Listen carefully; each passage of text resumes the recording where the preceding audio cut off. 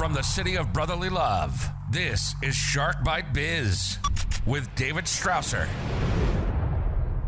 You just arrived to the newest episode of Shark Bite Biz. I'm your glamorous, sometimes wannabe host, David Strausser. This is your place to learn how to grow a business during complete global chaos. Today, it's all about the technological goods. First, though, do us a favor. Please download the Shark Bite Biz app exclusively on the Android Google Play Store. Just search Shark Bite Biz.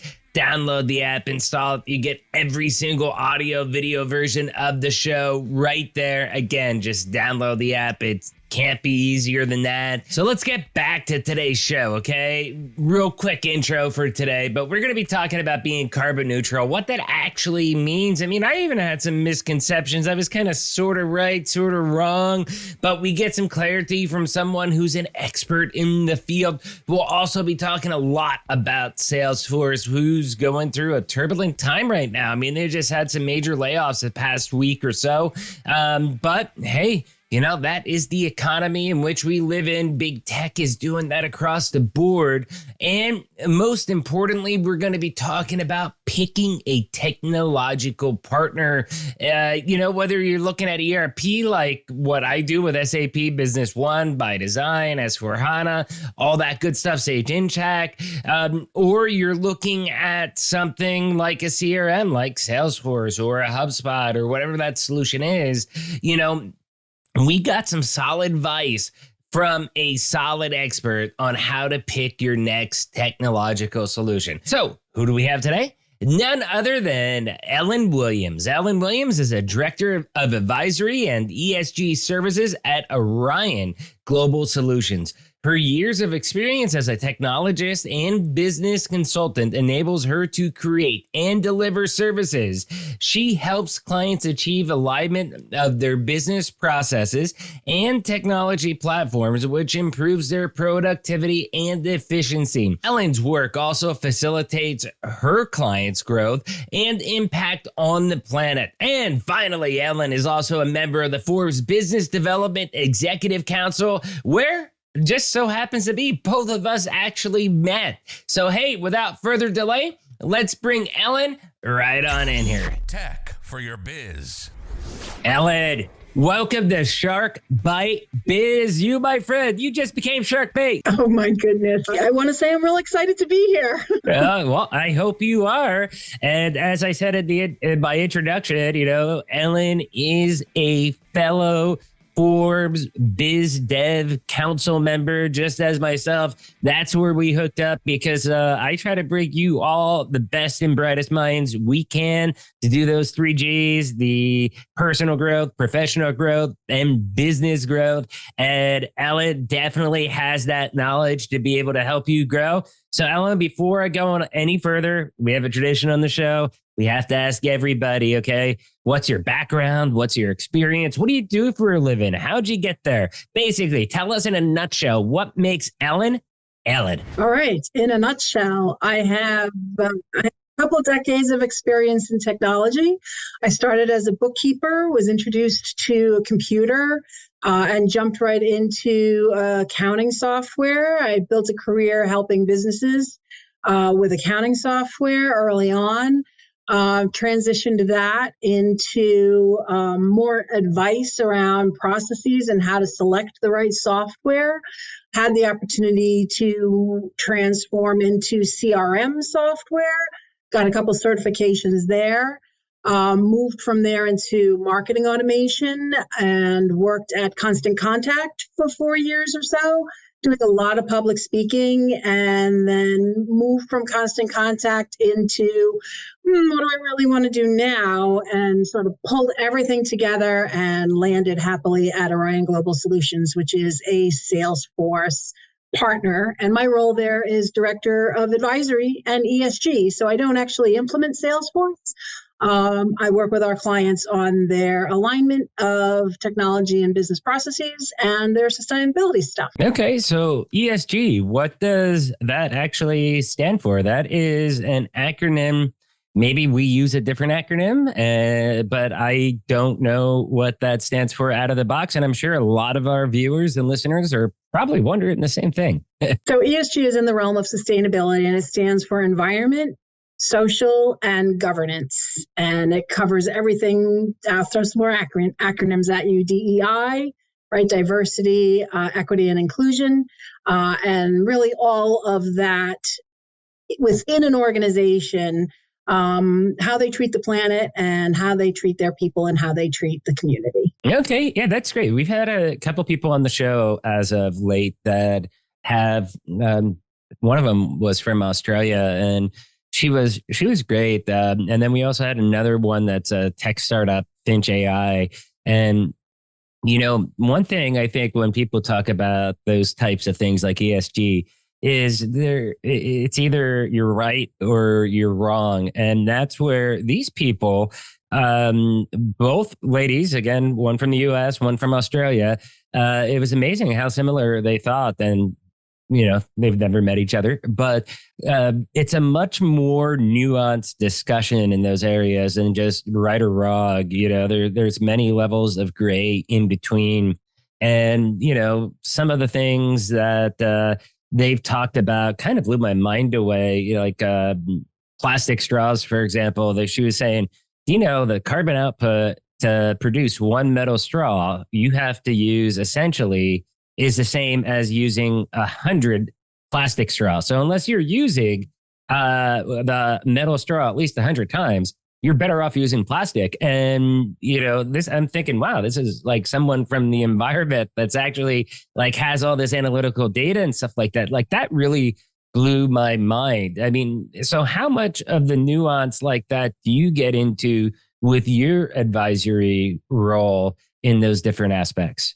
So that was fascinating. Thanks for sharing that. Learned a lot of great things on the show that I never thought I would ever hear, especially if you have someone that's out there trying to protect the environment. It's like, really? Oh, okay. It was pretty amazing. Yeah, there's definitely things out there that are counterintuitive to what you think they would be. At Orion, the ESG services we offer is the implementation of SalesForce Net Zero Cloud, which is carbon accounting. So we advise our clients on ESG around where you're going to get the data and how that data is going to be utilized and calculated.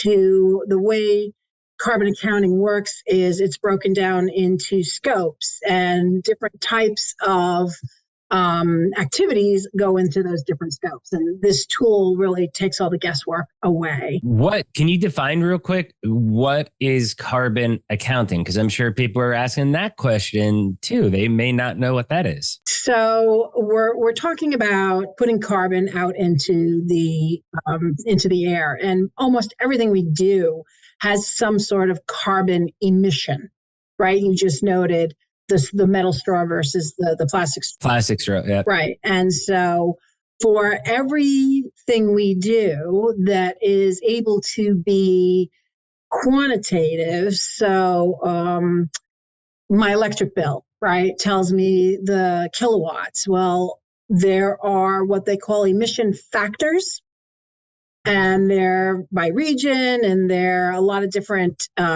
things that go into an emissions factor. But basically, you take the amount of energy that you are using off your utility bill, multiply that by the emission factor, and you get your actual carbon emissions. And that is carbon accounting. So you're accounting for the emissions that your activities are producing. Right. I mean, aren't there, and I could be wrong, maybe it's a different country, but because of the fact that that's something my viewers know I do ERP with SAP and Sage, but I don't really have to get into the nitty gritty of it as far as the carbon emissions, stuff like that. I mean, isn't there some kind of like carbon cap or credits or something like that? Or am I thinking of the wrong country that I'm hearing that from?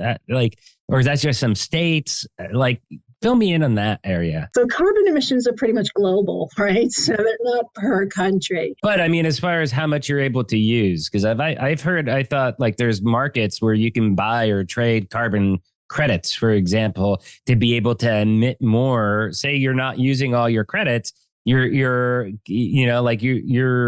using less than your told amount, you're able to go out and sell your extra credits and stuff. I've heard of those things going on in the news. Let's put all those myths away.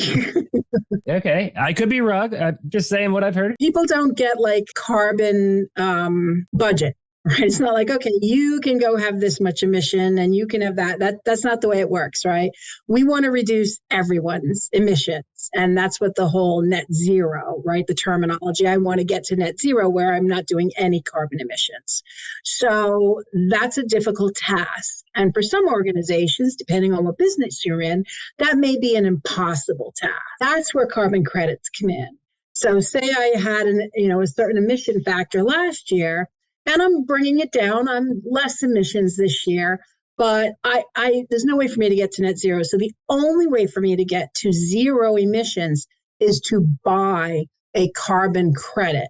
So someone else's, so if someone else reduces their emissions, the difference between what it was and what it is now can be sold as a credit.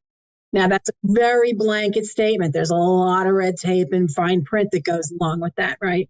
So if you were able to reduce your carbon emissions by a certain amount, and that's just the amount I need, I can buy that credit. So your deduction can offset my emission. Okay. So I was kind of wrong, but I was kind of right too. Yes, you were in the ballpark. I was in the ballpark at least. I just didn't understand exactly how it worked. You scared me for a minute, like, oh my God, I'm making up fake news. But no, I was kind of in the ballpark, so that's a little bit comforting that I kind of know what I'm talking about a little bit. Let's jump into some of the other areas that you're really good at too. Like, for example, selecting new technologies. I have my two talking points that I always do whenever I do a podcast interview. And I have two main points that I always try to make when you're selecting a new, tech stack solution. But I'd like to hear what your advice is. Then I'll tell you what mine is, and let's compare notes. So the first step is to understand your requirements. Businesses really need to understand what they're trying to accomplish, because the technology is going to work best when it aligns not only with what you're trying to accomplish, but the processes that you have in which to do that. And certainly what we find at a lot of our clients, processes that are in play today were developed based on technology they bought a decade ago, right? Because the way things used to work in your various platforms, whether it's CRM or ERP, right? You had X amount of steps. And so now that's your process. But if you're ready to go with technology that's available today, because the platforms look and feel very different than they did, and they're streamlined, you can look at, well, here's my requirement. So to be more specific, in my case, we do SalesForce, which is a platform, but predominantly known as a CRM. So I need to be able to track my leads and opportunities, but I want to be able to schedule follow-up calls and then just have my calendar populated, and I don't want to have to think about these things. So when you start developing those kinds of requirements, then you can go out and look for a product that does what you need it to do. And then secondly, look at your processes, and that's where you can then implement a technology that not only meets your requirements, but can assist with streamlining some of those processes. Okay. So that's pretty close. What I talk about is I honestly combine like your 2 points. I combine those pretty much into my first point. And to sum it up is where I tell people you've got to make sure you get the right solution. If you don't get the right solution, if you get the wrong solution because somebody just dropped their pants and they're giving you like NetSuite does, like, oh, we'll give you 80% off, that makes it hard. And sometimes you're buying off a price instead of what actually fulfills your needs. So you need to make sure that you're buying the right solution. If you don't buy the right solution, you're going to have a failed implementation. The second point then that I bring up, and this is where somebody like Vision 33, or in your case, where Orion, comes into play, is you have to have the right partner, because not all publishers of the software end up selling direct.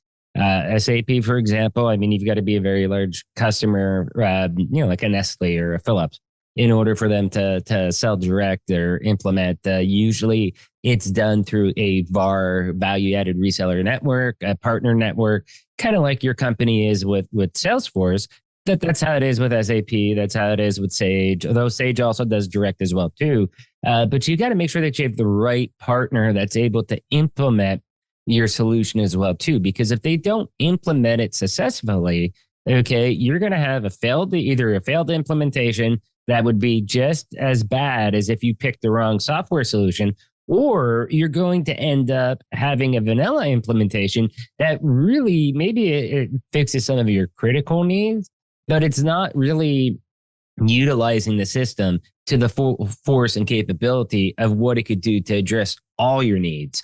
And they're pretty much the two talking points that I usually end up going with. And it seems to have an impact on people. Like, they understand it then when they look at it, in those two separate parts. Like, okay, one is software, and it's kind of weird because in a way it's like I'm encouraging them, okay, find your software, then go out and kind of shop and find the best partner that's going to be able to take care of you throughout not only just your initial implementation, but also post-implementation. What does their support look like? What about future upgrades? How do they handle that? Or if you need to add on more solutions, how's those processes look? You've got to kind of keep one eye on the present, but also have one eye on the future as well too, to make sure that there's that roadmap with both the product and also with your partner. What do you think about that take? I totally agree. Pretty much when we're in an advisory engagement, we are the partner, even prior to the selection. Now, I must say, not every one of our advisory engagements, number one, is for CRM. So in which case we're not the partner, and we do work with them on, which partner are you working with? And number two, even if it is CRM, they don't always pick SalesForce. So even with SalesForce in the running, if it's just not the right match for them, then it's not. And so our advisory service is technology agnostic. However, if we're in there and their selection is SalesForce, then we are the partner. And so that doesn't come up. The need to select the right partner doesn't come up as often, because hopefully they've already selected it if we're in there at all, right? Right. No, that's very, very true. And, for me as a sales rep, I would have been more like, no, just sell it and let delivery figure it out. But now that I'm the general manager and running the region and have to deal with the deals that my sales reps sell, that's where my opinion is, no, this is going to be a disaster. We don't want to sell this. We want to stay away from this. This is like a pending disaster. And that's where I put on the brakes when necessary. It doesn't happen often, because I want to make sure they're getting the right solution, because if not, who's going to have to clean up the mess? Me. So I kind of have the visibility into that as well too. And that's where I kind of add my 2 cents in during the sales cycle. Like, how much of a fit are we for all their needs and their business? I mean, if we're talking 50%, because if it's only 50%, then we can't fill the other 50. We probably shouldn't be selling it. I kind of feel like you can't be 100% for every single business, but you should be able to get at least, I think at least out of the box, or with your main go-to add-ons that, every software solution has things that they kind of view that are, this is what we sell every customer, and because we work with these tools and it makes your implementation easier and you can do more. But if it's outside of that box and you're not at least, I'd say that 75 to 90% range, depending again what the company's goals are, short-term and long-term, they might only want 75% immediate, because maybe they only want to do financials, accounting to start with. And then the production, we can get that to 100% or 95% later on, but that's, 2 years down the road, then, we'll take it at that. But it really, it goes back again to the first talking point there about the needs and the pain points that the customer has and how well they are defined. What drives me nuts? Well, it doesn't drive me nuts. That's the wrong word. I'd say the hardest thing for me is we typically classify customers in two groups. We have sophisticated and unsophisticated. Now, if I call you unsophisticated, that doesn't mean that I'm calling you dumb, just for people out there. It just means that you haven't been through an implementation before. You might be using QuickBooks. You've never gone up to a SalesForce or an SAP or a Sage or one of those tier one type solutions in their best of class areas. And that's fine. It just means that, you might not be able to understand what you want. And that's where it's a little bit more work, because that's where then I find you've got to really educate the customer and, hold their hand a little bit more to help define what their actual pain points are and verbalize what they actually want to move towards. Do you find that as well with your customers? I do. That's what our advisory services are all about. We do an envisioning session. We talk to the C-suite or leadership as far as what are your goals. We talk to representatives throughout the organization, up and down and across. Not everyone, but they pick certain people so that we understand what the processes are, what the pain points are. Certainly that helps with adoption as well when you get people across the organization involved with the conversation early. So without a doubt, our advisory services help our clients get to those requirements. And I also wanted to respond to your if we're not a good fit, right? And I think that shows integrity for any partner that says, here are your requirements and we're just not going to be able to deliver on that. And I agree with that. And so SalesForce has different flavors, right? They have Sales Cloud and Service Cloud and Consumer Goods Cloud, and the list goes on. And certainly at Orion, we have our subset of clouds where we have expertise. So if we do have a client that's looking for the basic Salesforce, and then some of the other clouds where we don't have expertise, then we partner with other partners that do have that expertise. So we're able to find, because Salesforce is such a big product and has so many partners out there. So it's not difficult to find someone that would do something that we don't do. And so we work together to do that. But without a doubt, any partner that you might be working with definitely needs to know their own boundaries and limitations. And if they're jumping over that fence, then you don't want to be the client where they're learning the product on your dime. Right. No, totally understand and totally agree with that. And we kind of do the same thing as well, too. For example, we do a lot of global implementations, but let's say we're implementing a company that, I don't know, maybe they have a sales office down in Peru. We need to do it there. Everything, has a localization as far as tax, law, legal requirements, accounting requirements, stuff like that. Usually what we do is, we work with a partner in that region then that does what we call the localization part. So that way it's up to code, compliance, stuff like that. It's kind of seamless. I mean, they may or may not even interact with the customer. It may just be, interacting with us and then us with them. But we usually will bring in a specialist for those areas in our partner network.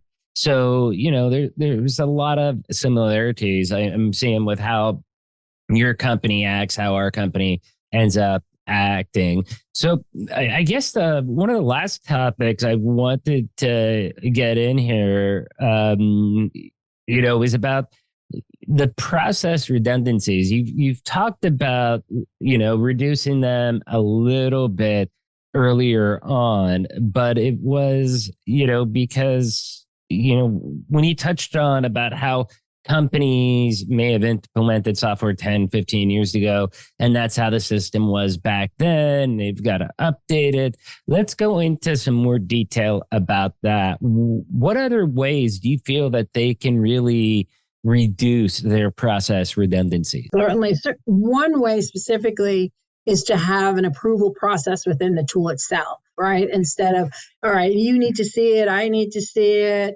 how many people need this on their desk or in their inbox, where instead of things going back and forth and now it's back to me and I have to send it to someone else, you can build an actual approval process within the tool, where when something goes for approval, you can have first approval, second approval, and it's the platform itself that's going to move that process along, so it doesn't wind up back in my hands for me to do yet the same thing another time. So that would be one example of something that's redundant, where too many people need to have their hands on it one way or another, and the system can.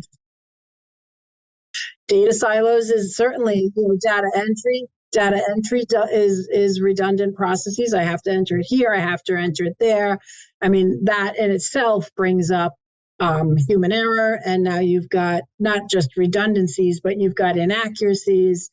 And the data silos now have, Ellen spelled 3 different ways, or New York City, NYC, things like that. So certainly the opportunity to either have a single platform, which for what we implement and for what you implement, there really isn't one, right? You're going to have yours and I'm going to have mine.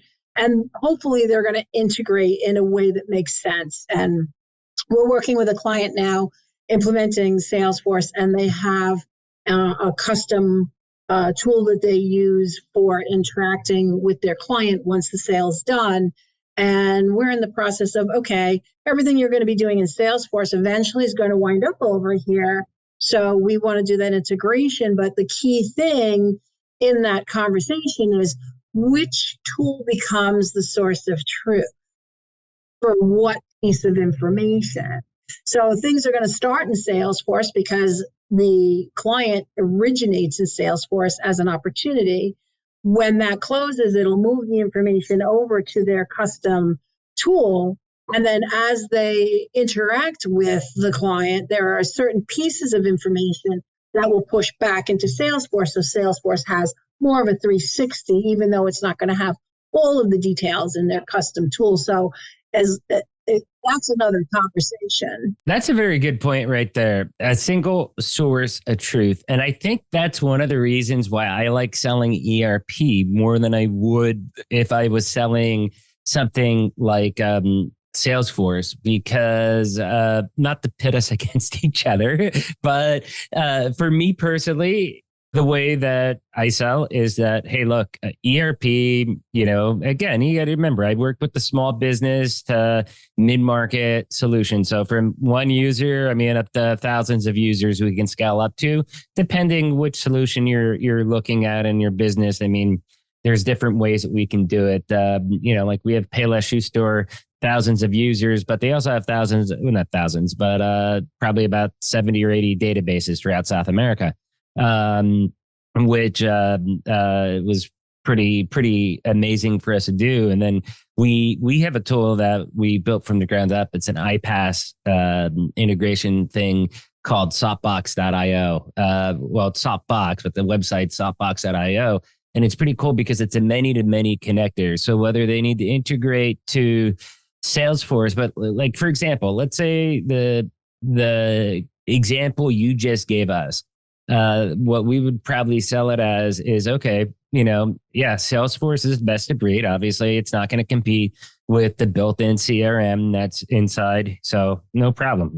Plenty of people want to use best of breed, whether it's HubSpot, whether it's Salesforce, whether it's this or that. Like, we don't fight that because it's going to be way better. So what we do then instead is, okay, how do we get that information over? Okay. And is it going to be one direction? Is it going to be bi-directional? But the cool thing with what we invented with our Softbox is, like with the example that you gave, is that we are able to integrate it from Softbox to that custom solution. And then from that custom solution, you're able to have that just integrate into. So it's all using the same tool, but you have different workflows, different triggers. It doesn't even need to be to any ERP if it has to, but ultimately it could push through the ERP. And that's where you get to my point is from doing an ERP sales cycle is that you sell it as like, hey, this is the heart and soul of your business. This is really, this needs to be the single record of truth. And it doesn't matter where the information originates or if you need it after it gets processed in here and uses the business intelligence or the HANA analytics inside of SAP and processes these KPIs or data or marks it as fulfilled, or once it gets shipped that you want the tracking number sent back to SalesForce to be able to track after, like all that gets processed, bam, sent out. And then, we have the systems playing nice and work with each other, because otherwise then you have disparate systems that are bringing you back to the silos, and it creates more headaches. And we live in a great time to where you have tools like this that, 10 years ago, if you had to integrate, you'd have to really do one-to-one point connections. APIs change. Guess what? You're redoing the integration. Upgrade. Guess what? You're probably redoing the integration. Now with cloud technology, you're able to have most of that, I'd say a good percentage of the time, be pretty much seamless with upgrades and stuff like that, or have multiple different things be integrated into a system with different triggers, alerts, approvals, all those types of things. So it's really pretty cool. It really comes down to budget, to be truthful. How much you want to pay to get all this automation and stuff done? And does it, is it worth that ROI and that expense that you're going to have with your total cost of ownership? That's the key, right? So you said it comes down to budget, but it comes down to what are you saving, or what is it going to enable you to do? So if I'm able to integrate, so we're integrating these two systems, and now, the seamless flow of data back and forth alleviates people's time for double checking information, entering information. It allows them to do their job with less stress. It allows the business to have more confidence in their technology and their data. It allows the reports to be much more accurate. So it does come down to budget. These services aren't free, but I think the ROI is a lot of time and energy needs to be put into the calculation of ROI as well. Yeah, definitely. And I think the smaller the company, also the harder it is. The ROI is easy in a sense, but it's I think harder to sometimes justify the cost. If you're doing $5 or $10 million a year in business, is a $500,000 project too much for that company? Do they even have the bandwidth internally to be able to manage that? Because again, when we sell the projects, we push it like, hey, this is going to be like a full body transplant. This is going to be painful. It's going to be frustrating. Now, our job is to kind of be the pain medicine and try to make it the least amount frustrating, the least difficult that it can be, but it's still going, because you have your normal business that you've got to manage and then go through the implementation at the same time. And that is, it's a frustrating process for a lot of people, because it's almost like doing two jobs until the system's live. But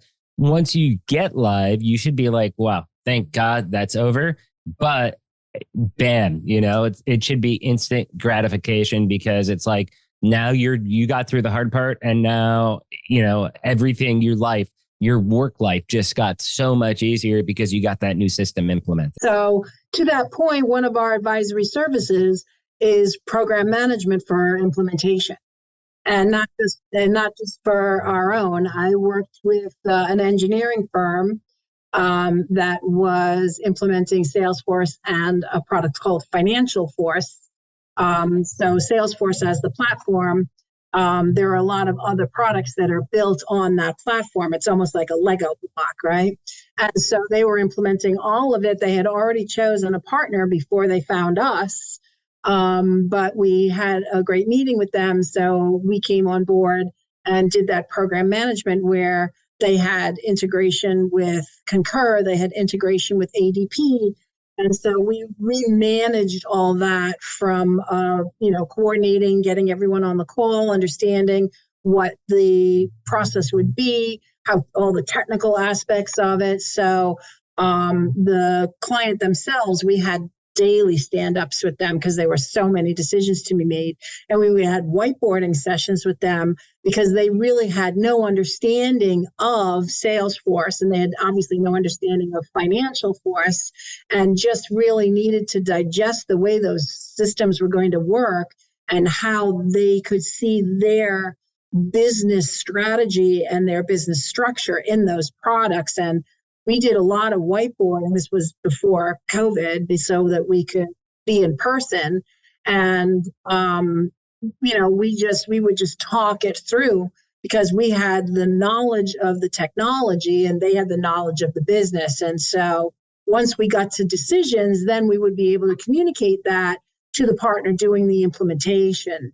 So that was really helpful for them to have us on board, picking up some of that other heavy lifting so that they could continue to do their day job. Yeah. No, that sounds great. I mean, it sounds like with what you do is pretty similar to what we do. So pre-sale, we do something just like scoping, discovery scoping call. And that's done between the sales rep and usually our pre-sales solutions architect, who's kind of building out the solution stack they need in order to fill out their pain points or say it like, yeah, this ain't gonna work. And assuming it does work, if it's very tricky or they need something very custom, then we might have to bring in some outside partners, maybe our director of professional services or one of our delivery managers to scope something custom for them. But that's during the sales cycle. It's really post-sale during the implementation when we do what's called blueprinting. And that's where we peel back all the layers of the onion. We do a documentation of all their business processes. And then we translate that into best practices for the product that they've chosen.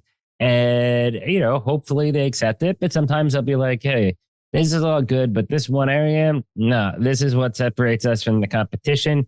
I understand it's not the best practice, but this is our magic. We need to keep it this way.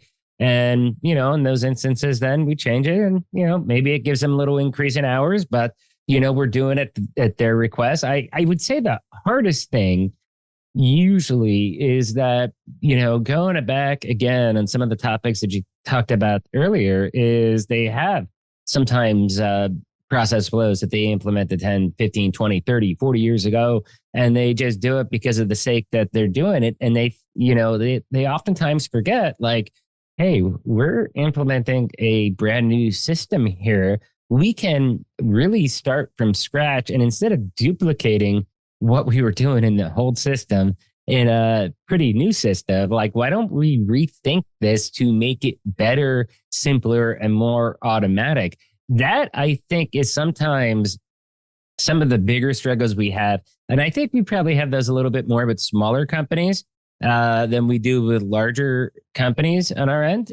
Maybe that's just my personal experience of what we've run into. But it seems like with the smaller company, a little bit, like mom and pop shop type things where they're a little bit more stuck in their way and afraid of change and stuff like that. But what do you think about that? You think that's a decent point there? Absolutely. When we have smaller organizations, to your point, things are running the way they're running and everyone's been doing it for years. And I think, fear of change is definitely part of that. We had one client we were doing work for and we were understanding their process, and they had a big gap between when they sold the project to when they implemented it. They were in construction and they were fabricators and they did marble. So you can be on a construction project before it's built. And if you're if you're doing marble, you're not coming in for months. And so they'd have the paperwork, and she had a folder on her desk that said, later projects. And it just, and I was like, I'm sorry, you have what? And it was up to her to keep checking her folder to be ready to move the project to the next phase so that they could prepare. They didn't, and so they didn't have anything that really tracked that time, reminded them. This was their process. And when we started talking about SalesForce, where, you win the deal, the opportunity, right, in SalesForce, and then what we would create for them would be, when is this going to start? What's going to be the next process? What's the next step?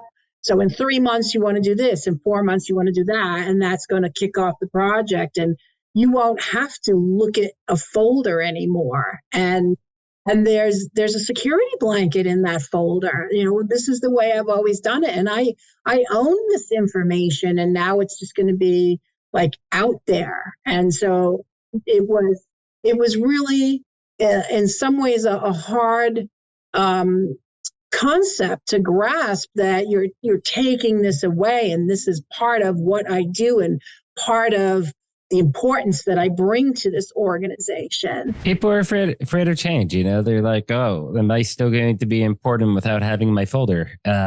You'll be surprised. But people have to run the technology, right? You still have to do whatever her next step was still going to be the next step. Just more of an automated process. And I think people, they get wrapped up in the details a little bit too much, and they need to think about this as a positive, like, wow, this is going to actually free me up. So now I can start doing X, Y, and Z, instead of this other worrying about my folder. Right, exactly. I don't get to, right? Yeah. Hey, Ellen, I've had fun. Have you?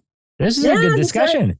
This is, like I said, I'm director of advisory. I talk about this stuff all the time. I really enjoy talking about it. I'm not hands-on anymore, and that's fine. This is, the next phase of my career. So talking about this is great. Talking with people who are like-minded, or at least in the same industry, is fabulous. It's always good to have friends, right? Yeah. Especially because you're out of, are you out of New York? Am I right? I am. Yeah. I'm right out of Philly. So there you go. Go. You got they call us the sixth borough, I believe now. With so many New Yorkers living down here in Philly. But anyways, thank you so much for coming on. This was a great conversation. I love these conversations because it crosses over with my day job, and I kind of get to talk shop with a like-minded individual, especially someone that's on the Forbes Biz Dev Council with me. So that's especially amazing. Please, Ellen, tell us where people can find our company. Tell us where people can find you. How can they digitally, remember, I'm staying digitally, stalk you online? All right. So you can certainly stalk me at LinkedIn. Okay. Ellen Williams. And you can check out Orion. Our website is orion-gs.com. So it's orion-gs.com. That's awesome. And as everybody knows, we will have the link to Ellen's company down below in the description, whether you're watching on YouTube or listening on iTunes, Spotify, iHeartRadio, Stitcher, Deezer. I can go on, and just so many podcast sites out there. But it's down in the description below. It'll be the first link you see below the description of the episode. Ellen, thank you so much for coming on. You are a rock star, my friend, and you survived being shark bait. Oh, I appreciate that. It was a pleasure. Oh, thank you. I hope to have the opportunity to chat with you again sometime soon. Well, when you start your podcast, I got to come on. Fair trade. There we go. Take care. Cheers. Thanks. Wow, that was an incredible chat with Ellen, right? First, you all know the routine. If you found this interview helpful, if it gave you those warm and fuzzies, do me a favor, hit that like button, smash that subscribe button. But if you really want to help us out, because you know Shark Bite Biz is the greatest kept secret in the world of small business, please do us a favor, share us out to your friends, your colleagues, your family, wherever you dwell on the interwebs with Facebook, Twitter, LinkedIn, Minds. Just share us out. I'd love to see nothing more than Ellen and Shark Bite Biz out there trending. Now let's get back to the real rock star of the show, Miss Ellen. So a couple things here, okay? First, the carbon credit stuff, okay? Yeah, I misspoke a little bit, but like most business-minded people, I know a little bit about everything, but I'm an expert, a true expert at only a few different areas. So thank you, Ellen, so much for clarifying that and really breaking down how that market really works and giving us all some insight in the carbon trading world, because I think there is a lot of confusion about it, and I think I really embodied the confusion that most people probably have, and that's where you were able to give us clarity. So I really appreciate that. Second, I love speaking with Ellen about how people pick a solution, you know, an unsophisticated, sophisticated type client. And again, unsophisticated does not mean that you're dumb. It just means that you've never gone through this process again and you need a little bit more hand holding. But really, you know, going through this process, and Ellen allowing me to use her time in the spotlight on my show, obviously, to talk about how I usually end up educating people to pick a system. And the two main things that I talk about when I go on another show. So, you know, pretty amazingly, for two people that had never spoke before we recorded this episode, I thought it was really gnarly that we were both pretty much aligned, that we both had very, very similar points, that we weren't too far off from each other. I thought that was pretty awesome.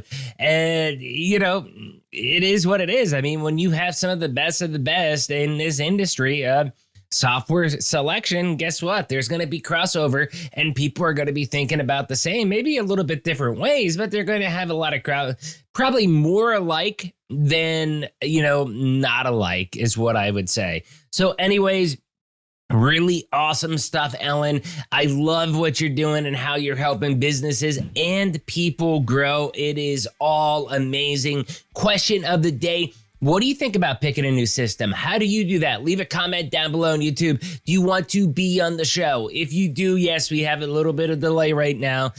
Some things are possibly changing, but shoot out an email, interviews@sharkbitebiz.com.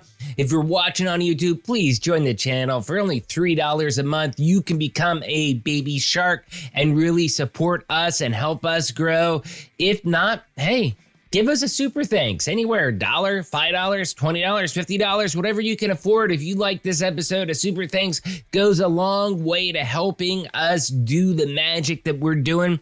Y'all know this by now, but I'll tell you once again, I'm David Strausser. This is Shark Bite Biz. We'll see you all next episode. Cheers.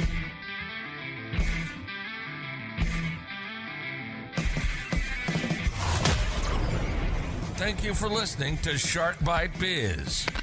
We hope you got some insightful info from this podcast. Be sure to subscribe to us through your favorite podcast app and visit us on the web at www.sharkbitebiz.com. How has business changed for you in the 20s? Email us at podcast@sharkbitebiz.com so you can join us and share your story.